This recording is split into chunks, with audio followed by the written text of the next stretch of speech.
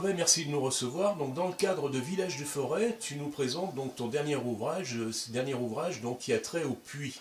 Alors, les puits, pourquoi les puits? Tout simplement parce que depuis disons, une dizaine d'années, je m'intéresse particulièrement à ces petits ouvrages qui sont délaissés, qui sont souvent pas reconnus, qui sont oubliés et qui sont pleins de charme et qui représentent un travail colossal de la part, je dirais, de 4 personnes. La première, c'est le sourcier, qui est parti à la recherche de l'eau. On l'appelait le chercheur d'eau.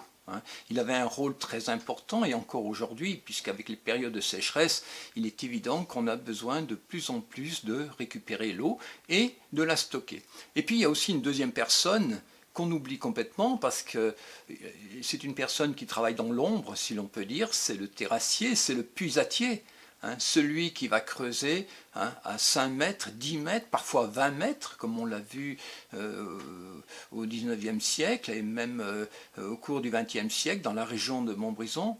Et cet homme va non seulement creuser le puits, cette excavation qui ne se voit pas, mais il va aussi bâtir avec un appareillage très particulier, très difficile à faire. Il va bâtir sur plus de 10 mètres le conduit qui servira à stocker l'eau.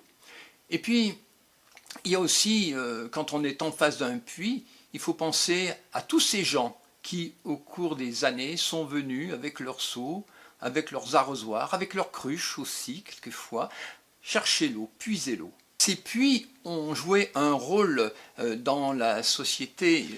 Il était évident que lorsque le puits était le puits communal, il réunissait des gens qui venaient discuter le matin autour du puits. À Savigneux, il y a un témoignage très intéressant d'une personne qui raconte justement dans les années 40 que près de la fontaine qui se trouvait au Bicêtre, les gens venaient discuter le matin, et une fois que leur seau était plein, ils retournaient chez eux, transporter avec beaucoup de délicatesse ce bien précieux, cette eau que l'on allait mettre de côté pour les besoins quotidiens. Le puits, c'est pas seulement un endroit où on vient puiser l'eau, c'est un endroit où l'eau va être stockée au frais. À une époque où il n'y a pas de frigo, le puits est indispensable pratiquement dans chaque maison, quand on en a les moyens, parce qu'un puits, ça coûte cher. Et le puits, c'est aussi pour abreuver les animaux, c'est pour arroser les jardins, mais il y a aussi des puits qui ont été construits quelquefois dans les villages, tout simplement parce qu'il fallait lutter contre les incendies, qui étaient fréquents au XIXe siècle et au début du XXe siècle.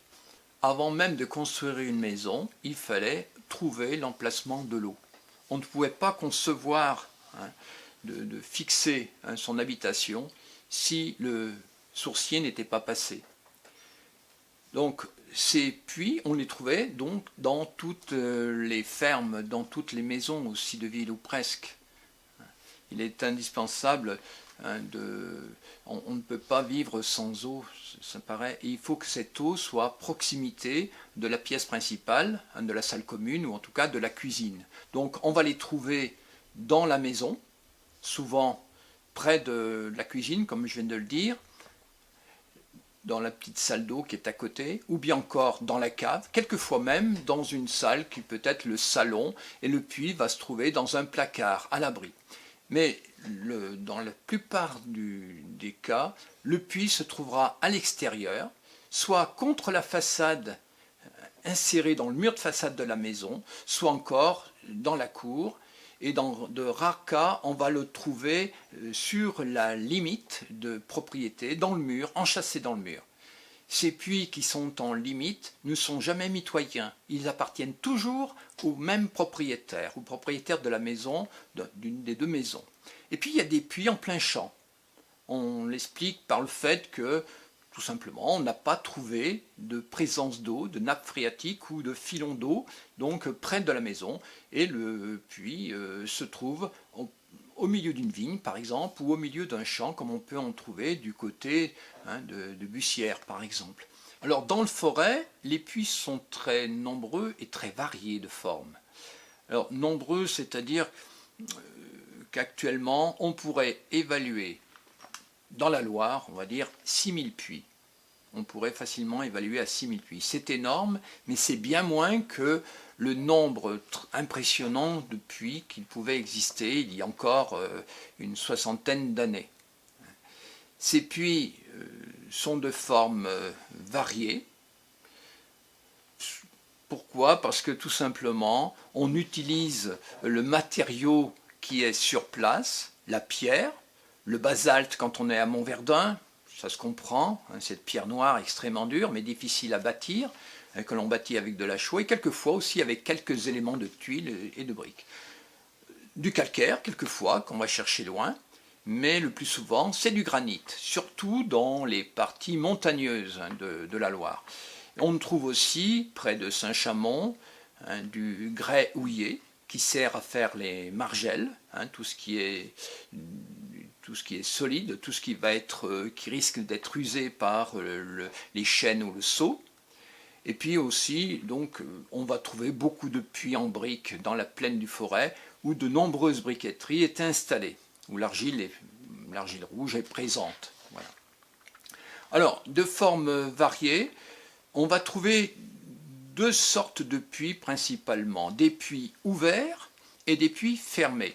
Les puits ouverts sont les plus connus, mais ce ne sont pas les plus fréquents dans la Loire.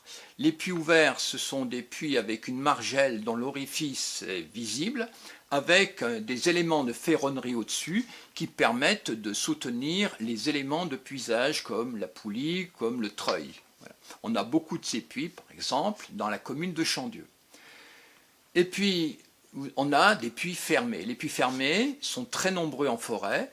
40% des puits sont des puits casquettes. Ce sont des puits de forme ronde, avec un orifice devant qui est fermé par un petit volet de bois et qui sont couverts d'une petite charpente avec des tuiles creuses. C'est le puits casquette. Et puis un deuxième puits qui est fréquent dans la région, qui est un puits fermé, c'est le puits obus. Le puits obus est en forme d'ogive. Il a une porte qui est fermée devant, il a un système de margelle et il ressemble étrangement à ces puits du Midi. On dirait une influence méridionale. Et on a aussi des puits qui sont de forme obus, mais avec un toit plat. Souvent, une dalle est posée dessus, comme dans la région d'Apinac, de Saint-Bonnet-le-Château. On retrouve ces puits aussi dans le Pilat et en Auvergne. On sent une influence d'ailleurs auvergnate, je dirais, sur nos puits des monts du Forêt, de même que les puits des monts du Lyonnais sont les mêmes. Ce sont souvent des puits casquettes et quelques puits obus qui se retrouvent des deux versants des monts du Lyonnais. Et dans le nord du département, on a une influence plutôt, je dirais, de l'Allier et de la Saône-et-Loire, avec des puits qui ont deux potences, et qui sont très très beaux. Ce sont des puits ouverts avec deux potences, et qui sont beaucoup plus rares au sud de Roanne. Parmi les gens qui ont contribué à la réalisation de ces puits, il y a le puisatier. Mais la plupart du temps, le puisatier, c'est un maçon. Hein. Je pense à un témoignage qui m'a été accordé par une personne de Marcilly-le-Châtel, M. Pangot, et qui très gentiment m'a fait part de son expérience. Il avait 18 ans quand il a creusé avec son père son puits à 17 mètres 50 de profondeur. Et ce que je retiendrai de ce témoignage, c'est le courage et la lucidité de ces gens qui ont creusé un puits, sachant très bien qu'il y avait des dangers permanents. Le premier danger, c'est les pierres qui tombent. Deuxième danger, c'est le gaz de schiste, hein, qui apparaît et dont il faut absolument sortir de ce conduit quand on se trouve à 6 mètres de profondeur et que la chaleur est déjà importante quand on creuse, hein, parce que c'est une des difficultés aussi du puisatier, parce qu'il fait très chaud dans le conduit et on n'a pas beaucoup de place, donc il faut remonter au bout d'un quart d'heure à peine. Et puis le troisième danger, c'est l'effondrement du puits. Et là, on utilisait un système très rustique, je dirais, très simple. On prenait des cercles en fer de roues de char et on cerclait tout simplement le puits, le conduit, en mettant des plateaux verticalement. Et donc les cercles de fer étaient fixés sur ces plateaux pour pouvoir tenir les parois. Ce qui explique d'ailleurs que le diamètre du puits que l'on creusait était un diamètre ample de plus de 2 mètres qui correspondait à des grandes roues de char. Voilà. Donc voilà, ça ne se faisait pas facilement. Ce travail de puisatier, c'était un travail qui demandait encore une fois beaucoup de courage, énormément de travail, beaucoup d'énergie, et qui prenait souvent plus de 2 mois de travail.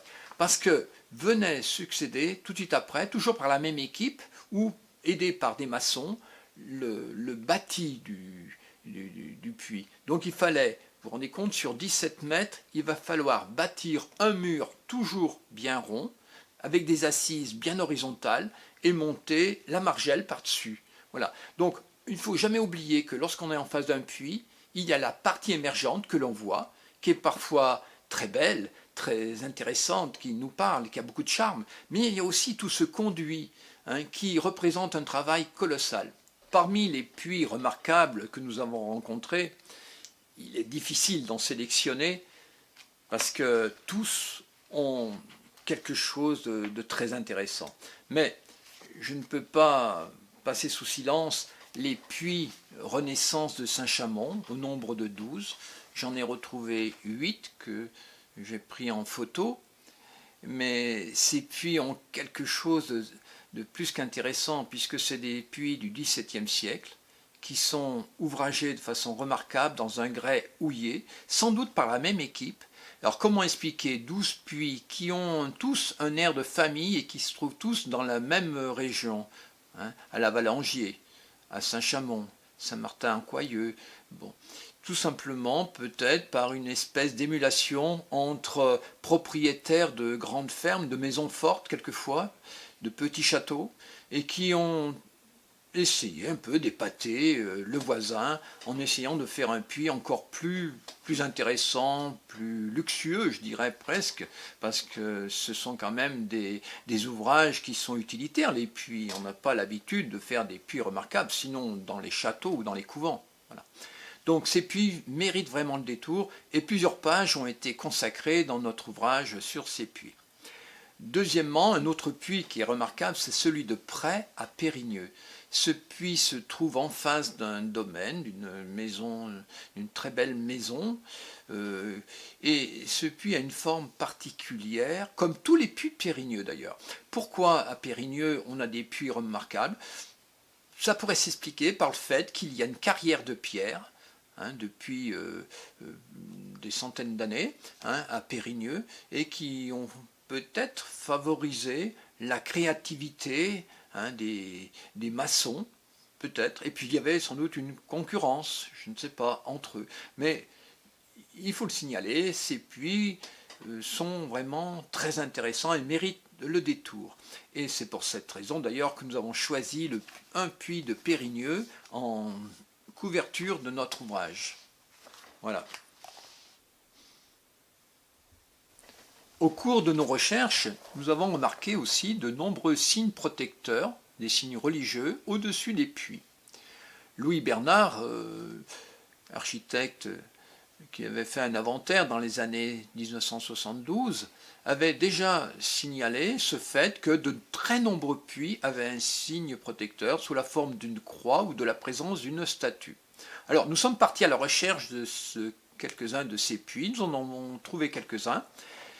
Beaucoup de puits ont perdu le signe religieux, mais nous avons consacré une part importante à ces puits qui ont une présence donc de croix, qui étaient là certainement pour marquer la foi bien sûr des gens, mais surtout aussi en signe de protection de l'eau, élément indispensable.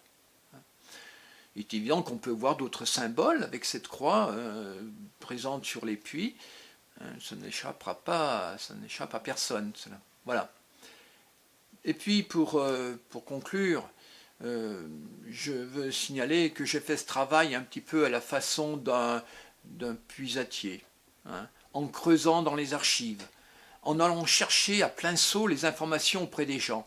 Et croyez-moi, ça a été une richesse incroyable de rencontrer tous ces gens qui m'ont ouvert leur puits, qui ont découvert quelquefois avec moi la richesse de ce petit patrimoine méconnu, délaissé, et je vous assure plein de charme qu'il faut absolument découvrir. Et n'oubliez pas que lorsque vous serez en face d'un puits, pensez à la personne qui a cherché l'eau, à celle qui a creusé le puits, et pensez aussi, ayez une pensée pour tous ces gens qui sont venus au cours des ans avec leur seau, chercher cette eau et la transporter délicatement ce bien précieux jusqu'à chez eux.